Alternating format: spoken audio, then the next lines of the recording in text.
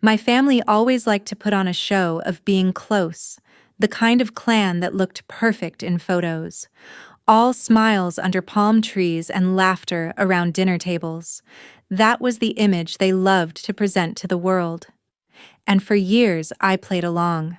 But everything changed on one family holiday, the trip where they stopped pretending and I stopped staying silent. It began with something as small as a t-shirt.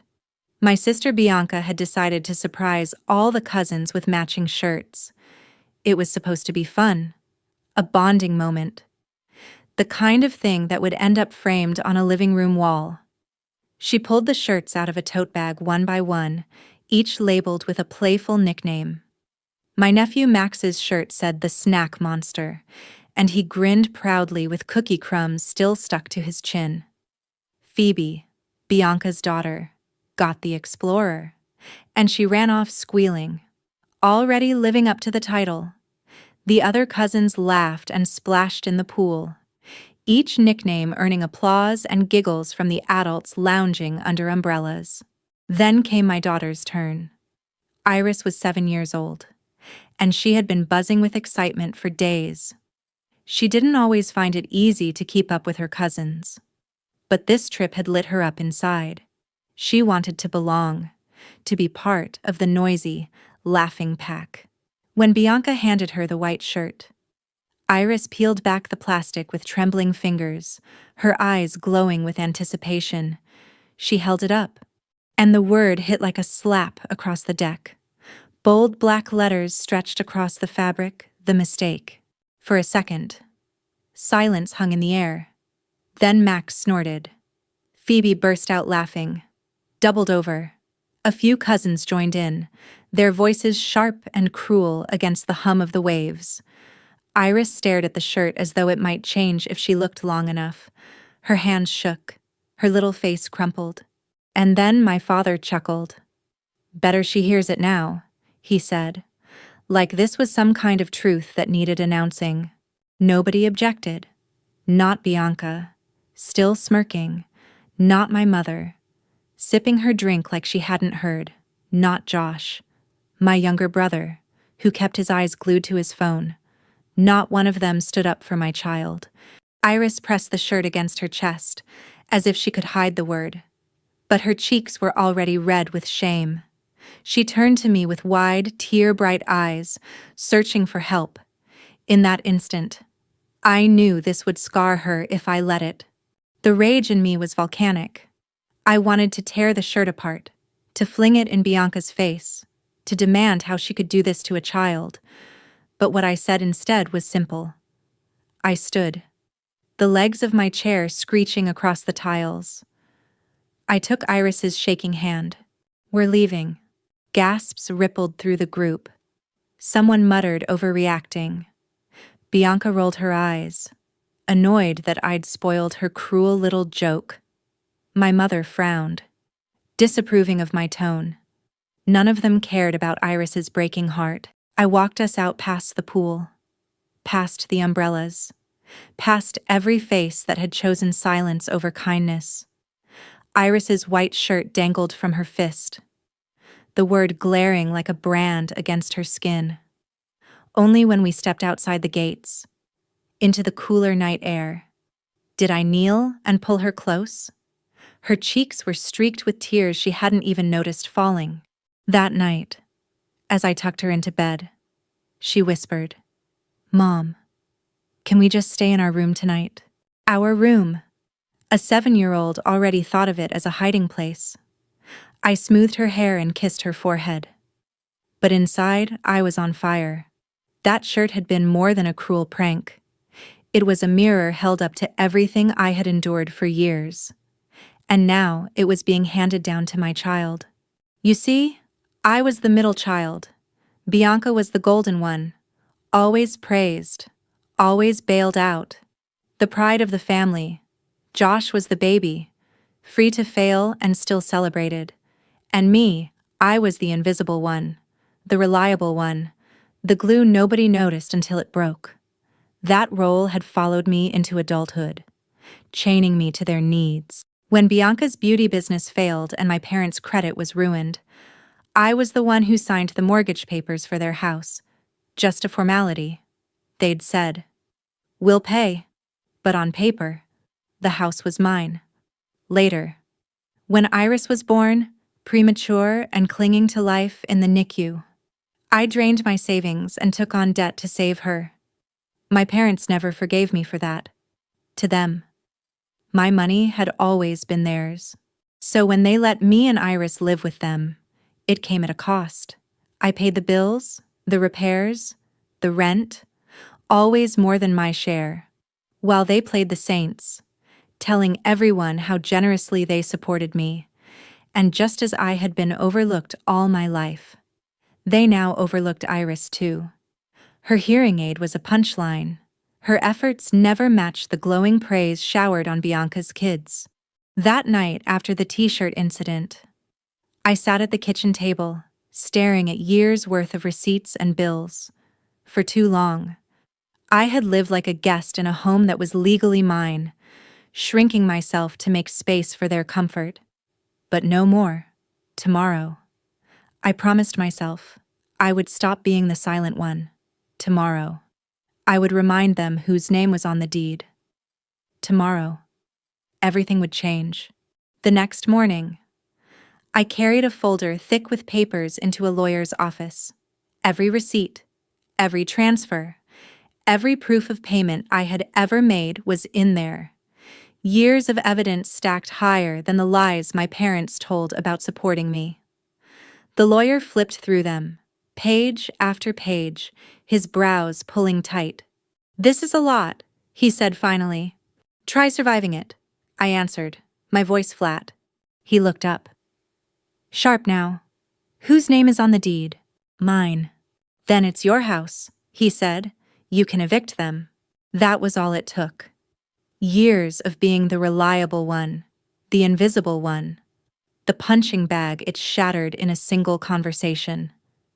I walked out of his office with a decision that felt heavier than anything I had ever carried, but also cleaner, like the first breath after a storm.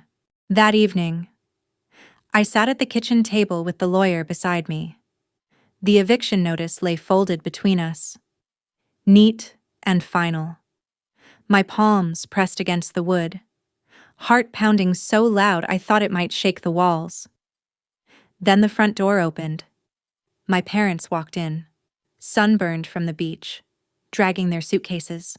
"We're home," my mother called brightly, her voice dripping with fake cheer. She stopped short when she saw us sitting there. "What's this?" she asked, her smile cracking. The lawyer stood. "Mr. and Mrs. Bennett, my name is Paul Henderson. I represent your daughter. You're being served with a 30-day eviction notice." At first, they didn't understand. My dad frowned, confused, like he thought it was a prank. "Eviction. We own this house." "No," I said quietly, standing now, legs trembling but voice steady. "It's in my name. It's always been in my name." My mother laughed then, a brittle sound. "That was a formality. You know that. We asked you as a favor. This is our home. You asked me to put it in my name because your credit was ruined after Bianca's bankruptcy," I replied.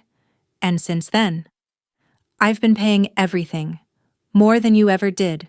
I have the proof right here." Their faces shifted, confusion fracturing into something darker. Anger, disbelief. "You're not serious," my father said, his voice sharp. "I am." My mother's hand clenched around the counter. "We gave you everything. We took you back when no one else would. We let you live here. You charged me rent," I snapped, my voice cutting through the air. "Thousands every month. And when Iris was fighting for her life in the NICU, you told me she was draining me dry. Do you want me to read back the numbers I kept every record?" That landed like a blow. My father flinched. My mother's mouth opened and shut, but no words came. Paul slid the documents across the table. "These are the financial records. Years of them. Your daughter has paid more into this house than the equity it holds. She isn't stealing from you. She bought this house." piece by piece. The silence was thick, vibrating with rage. My mother's voice rose shrill. "You think you can throw us out like strangers?" I steadied my breath. "I didn't throw you out. You did that to yourselves. You just didn't notice." The room froze. For once. They couldn't twist the narrative. Couldn't gaslight me into believing I was ungrateful or dramatic. My dad slammed the papers back on the table, his voice shaking with fury. "You'll regret this. You'll crawl back. This is our house." "Sarah." I met his glare. "Not anymore." Paul stood then, smoothing his tie. "You have 30 days, he said calmly. "I suggest you begin making arrangements." My mother's eyes filled with tears. But there was venom behind them. "How could you do this to us?"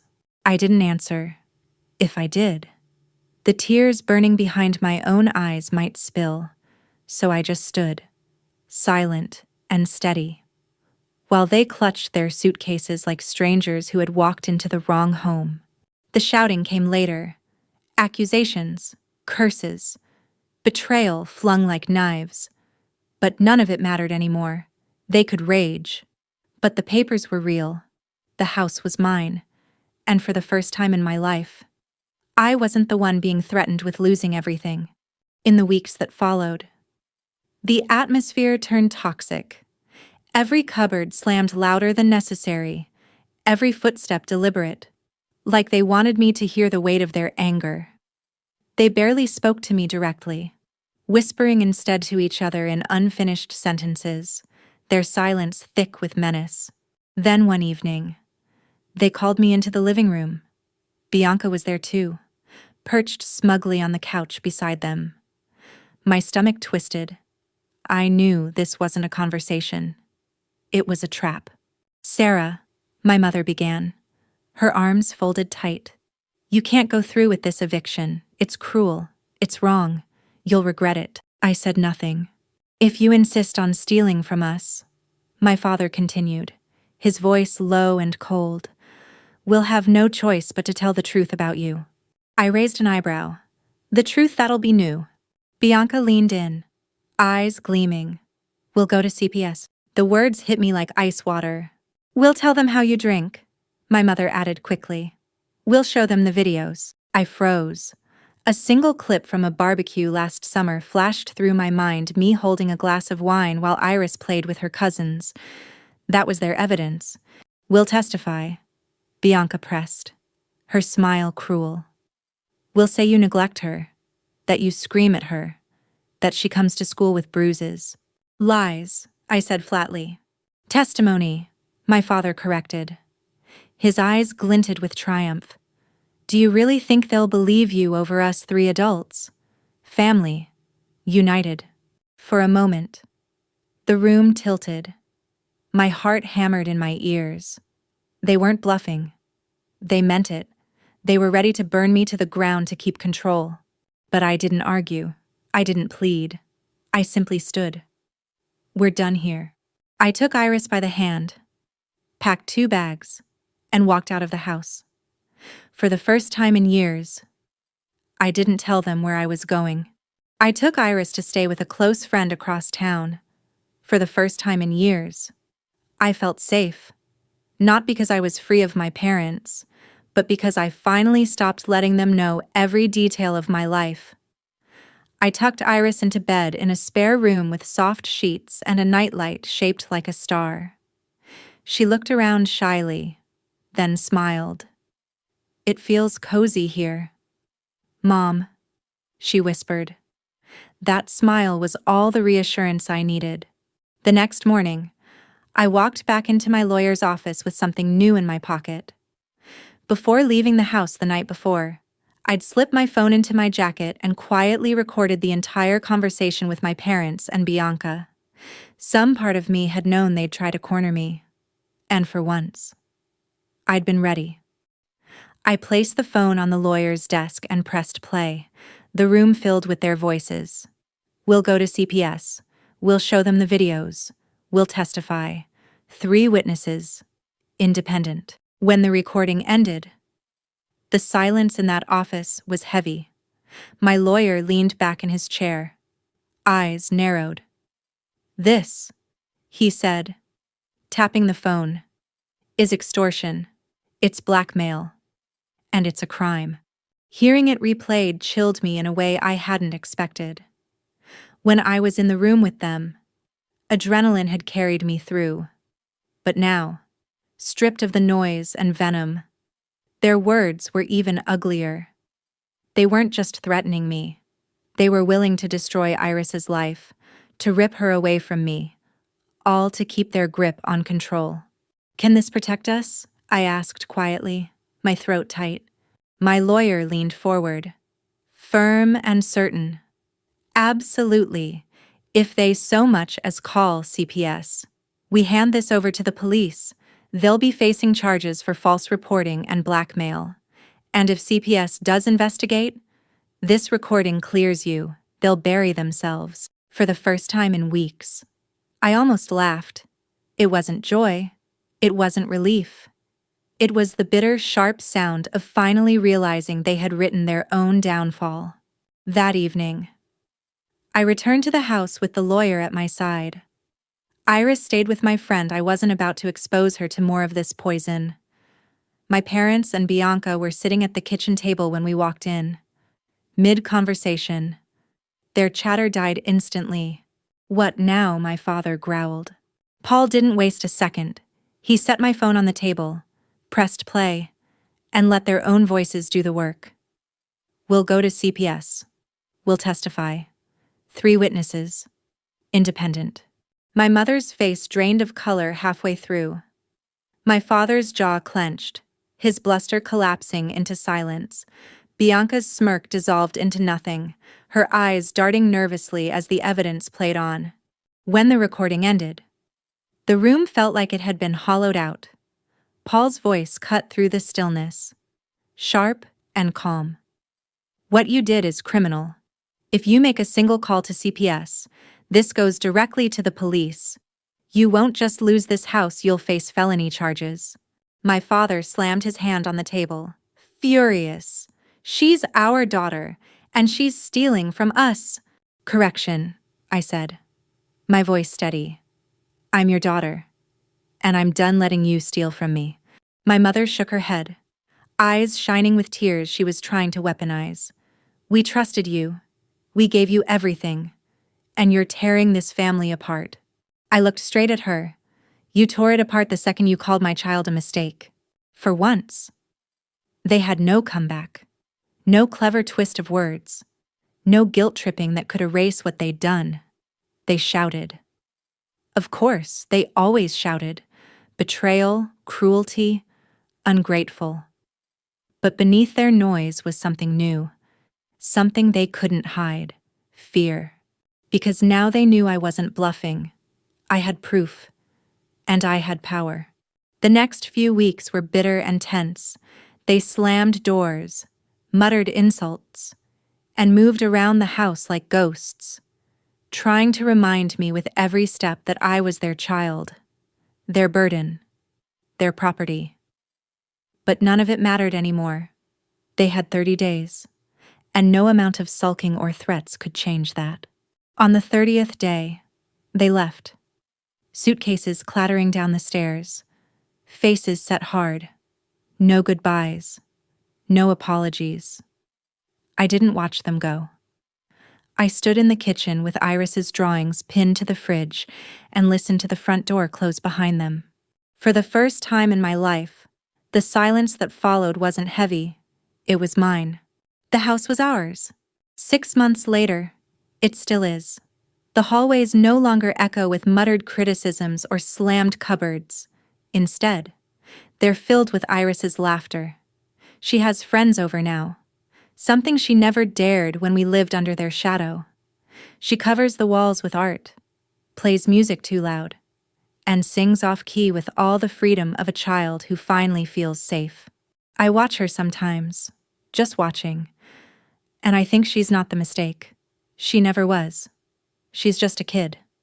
My kid. And she's happy. I went no contact. My parents, Bianca, all of them.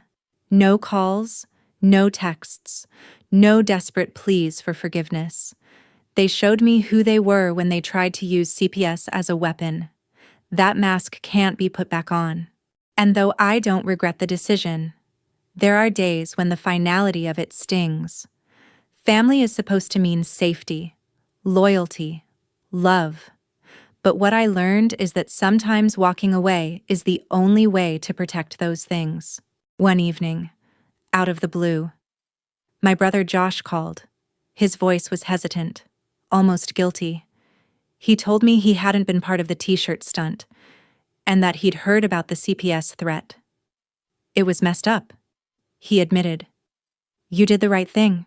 I didn't invite him back into my life, but I let him say it. Maybe that was enough. Months passed, and life settled into a rhythm that felt foreign at first. Quiet mornings with Iris at the breakfast table. Evenings spent helping her with homework. Weekends filled with trips to the park or baking cookies in a kitchen that no longer carried the weight of judgmental eyes. Slowly, the air in the house transformed. It no longer felt like a stage where I had to perform gratitude. It felt like home. Sometimes, though, memories crept in when I least expected them. I would be folding Iris's laundry and suddenly hear Bianca's mocking laugh in my mind, or my father's voice saying, "Better she hears it now." Those words, that one moment with the t-shirt, would replay like a wound that had scarred but not fully healed. Yet when Iris ran past me, hair flying, cheeks flushed with joy, I knew the truth. The damage stopped with me. I had broken the cycle before it could take her down too. Iris blossomed in ways I hadn't realized were being stifled. She started inviting friends over, proudly showing them her room covered in colorful drawings and shelves filled with her books and toys. She laughed louder, unafraid of being silenced. Teachers sent home notes praising her curiosity and kindness, not reports filled with concerns about shyness or self-doubt. At night, when I tucked her in, she no longer whispered about hiding in our room. She talked about sleepovers, adventures, and the future. The sparkle in her eyes, the one they had tried to crush, was back, brighter than ever. As for me, I learned to breathe again, to sit at the kitchen table with a cup of coffee and not dread footsteps on the stairs, to look around the house and feel pride instead of resentment, to understand that being the middle child no longer defined me. I wasn't the invisible one, the reliable one, the scapegoat. I was simply me, a mother, a provider, someone strong enough to stand up when it mattered most. The silence from my parents and Bianca continued. No phone calls, no messages, not even a holiday card. At first, that emptiness hurt more than I wanted to admit. A part of me, the child still buried inside, longed for them to reach out and finally see me, finally say the words I had waited for all my life. "We're proud of you." But deep down, I knew those words would never come, and in their absence, I found something far better: peace. Josh's call lingered in my mind. He had been the only one to break the silence, the only one to admit what they did was wrong. I didn't know if that made him different, or if it simply made him a little less complicit. Either way, I let his words sit with me, like a small patch of sunlight breaking through heavy clouds. Maybe someday, Iris and I would choose to let him back in, but for now, distance was safety, and safety was everything. 6 months after they left, I stood in the living room with Iris. She had painted a large picture of a tree with wide branches and colorful leaves, and she wanted to hang it right above the couch. I helped her hold it straight, hammered the nail into the wall, and stepped back to look. She beamed. "Now it feels like our house," she said. And she was right. For the first time. The house wasn't weighed down by obligations or resentment. It wasn't theirs. It was ours. Every corner held Iris's laughter. Every wall carried her art. Every room echoed with freedom. Looking back now, I don't regret what I did. Some people might say evicting my own parents was cruel. But cruelty is letting a child grow up believing she is unwanted. Cruelty is handing down silence and shame like a family heirloom. What I did was protect my daughter, protect myself, and finally take back what was always mine. The lesson I carry is simple, but hard-earned family is not defined by blood or obligation. Family is the people who lift you up, who see your worth without conditions, who never call you a mistake. Sometimes, protecting your child means standing against the very people who raised you, and sometimes, the bravest act of love is walking away. So when people ask if I went too far, my answer is no. I went just far enough to give my daughter a life where she will never doubt she belongs, where she knows she is loved, and where the word mistake will never define her. If you've ever been the invisible one, the scapegoat, or the child who carried more than you should have, know this: you don't have to keep carrying it. You can set it down. You can start again. And sometimes, starting again means closing the door for good. Thank you for listening to my story. If it touched you, please like, share, and subscribe. And let me know your thoughts in the comments. I'd love to hear your perspective.